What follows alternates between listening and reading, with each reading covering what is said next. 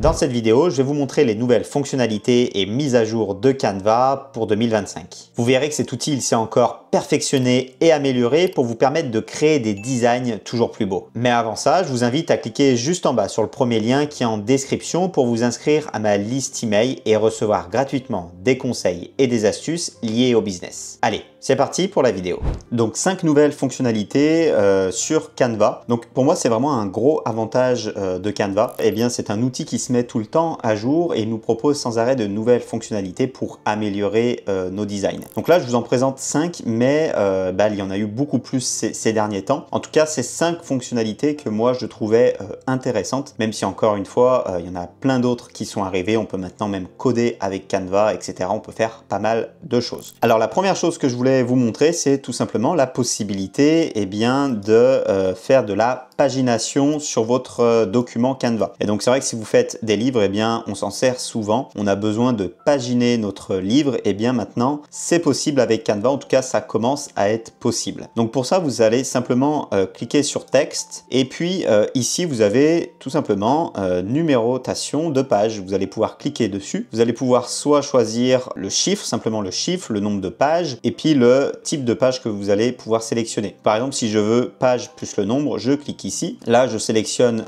mes pages et je l'applique sur tout le projet et tout simplement on peut voir ici que ça me l'a mis tout simplement sur chaque page. Voilà, donc ça nous fait gagner un petit peu de temps, c'est plutôt pratique. Deuxième fonctionnalité que je voulais vous présenter, c'est tout simplement l'écriture magique. Alors l'écriture magique, j'en avais déjà parlé auparavant, mais il y a eu pas mal de mises à jour dessus. Elle est vraiment plus performante et c'est logique, l'IA avance à vitesse grand V et donc c'est de plus en plus performant. Donc il y a deux choses que vous pouvez utiliser. Maintenant vous l'avez directement ici, écriture magique. Avant vous l'aviez simplement sur d'autres documents. Maintenant vous l'avez finalement intégré au design ici et donc là tout simplement vous pouvez rédiger. Donc là, par exemple, on va faire un exemple. On va générer, voilà, tout simplement, ça nous génère notre texte, un petit peu comme sur ChatGPT finalement. Simplement que là, on l'a directement sur Canva et on va pouvoir l'insérer ici très rapidement. Vous voyez, il est simplement là. Donc ça, c'est vraiment très pratique. Ça vous permet d'aller plus vite. Donc pour moi, ça, c'est vraiment un gros plus d'avoir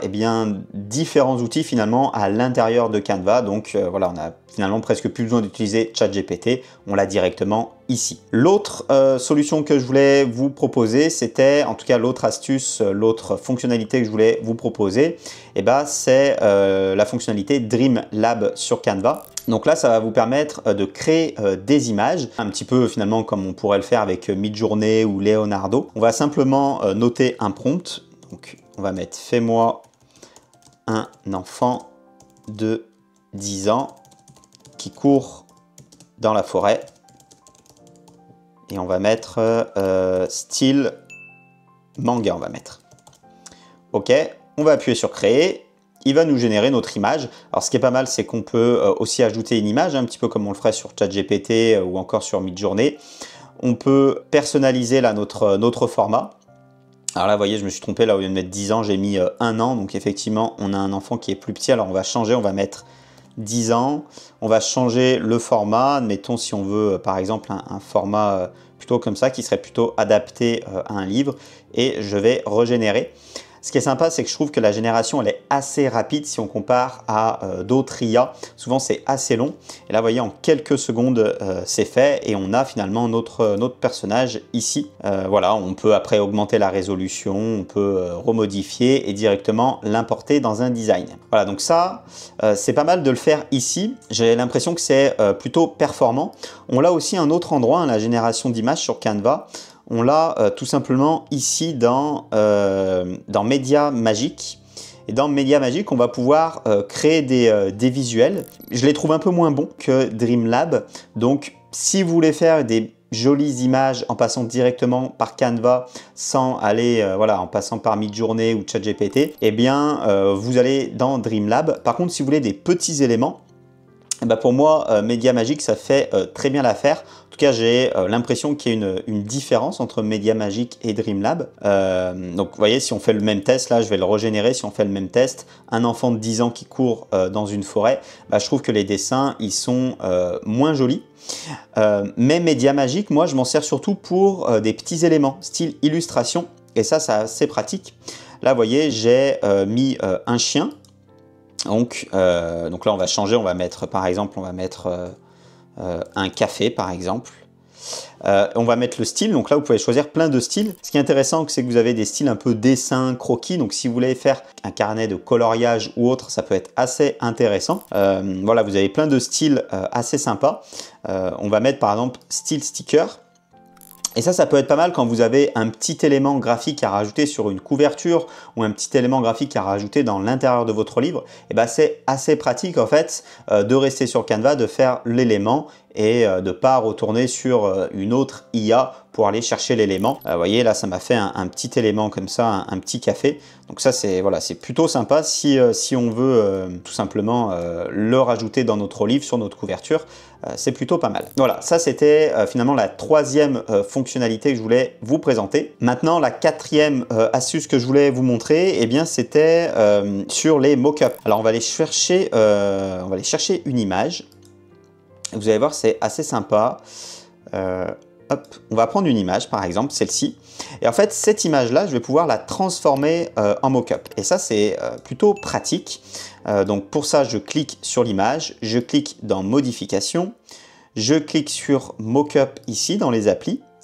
Et là, donc déjà, sur l'application Mockup, il y a eu pas mal de rajouts. Donc là, vous pourrez aller voir, il y a pas mal de choses qui se rajoutent. Mais surtout, ce qui est intéressant, c'est qu'on va pouvoir se servir de cette image eh bien, pour la transformer en Mockup. Donc, je clique dessus. Et en fait, grâce à l'IA, eh bien, elle va reconnaître les zones qui pourraient être un mock-up et eh bien, elle va nous le proposer. Donc ça, c'est plutôt sympa. Donc là, j'ai pris la photo d'une personne avec un livre et on va essayer d'ajouter notre couverture. Donc vous voyez, elle propose différents choix. Voilà, nous, c'est pas la personne qu'on veut en mock-up, bien entendu, c'est le livre. Donc on va cliquer sur le livre. Je vais cliquer sur confirmer et juste après, je vais pouvoir rajouter une image. Donc ça, c'est vraiment sympa. Vous pouvez même vous mettre en scène ou vous pouvez finalement prendre n'importe quelle image et fabriquer votre mock-up. Donc là, on va avoir inséré l'image. Donc je vais aller dans une image, dans une couverture que j'ai et je vais la rajouter tout simplement ici sur mon image et effectivement ça la met. Donc bien entendu il faut avoir les bonnes dimensions. Là vous voyez c'est pas tout à fait les bonnes dimensions, donc l'image n'est pas parfaite. Si on zoome, bien c'est pas parfait. Voilà, parce que l'image elle est un peu pixelisée, l'image elle était un peu plus grande que le mock-up, mais avec la bonne image sur les bonnes dimensions ça marche très très bien. Voilà, donc ça c'était la quatrième chose que je voulais vous montrer. Et maintenant la dernière que je voulais évoquer avec vous, c'est tout simplement la possibilité d'échanger des éléments, soit du texte, soit des éléments graphiques, de les échanger de place. Donc je vais vous montrer ça. Vous voyez, on va en faire 3-4. Voilà. Donc ça, c'est surtout intéressant quand on a des designs un petit peu complexes. Moi, je commence à m'en servir un petit peu pour que, hop, on se rende compte. On va mettre différents coloris. Voilà. OK.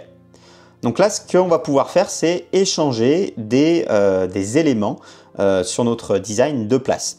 Donc tout simplement, en fait, je viens sélectionner mes deux éléments et là, j'ai une petite flèche qui s'est rajoutée et si je viens échanger, eh bien, ça échange mes éléments. Ça, c'est intéressant, en fait, quand on est dans des choses un peu précises. Par exemple, là, je vais réarranger mes éléments. Vous voyez, là, mes éléments, ils sont bien réarrangés. Et donc, si je veux échanger deux éléments, là, avant, il fallait que je fasse comme ça, en gros. Comme ça, que je les replace et que après je sélectionne tout et que je reclique sur réarranger. Et maintenant en fait c'est bien plus simple, je clique simplement sur la petite flèche ici et ça me les met parfaitement. Pareil, de la même façon, ce qui est intéressant, c'est qu'on pourrait par exemple sélectionner celui-ci et puis celui-ci, vous voyez, on en sélectionne deux et on peut les échanger également. Voilà. Donc ça, c'est une bonne nouveauté. Moi, je m'en sers un petit peu de temps en temps et ça fait gagner du temps.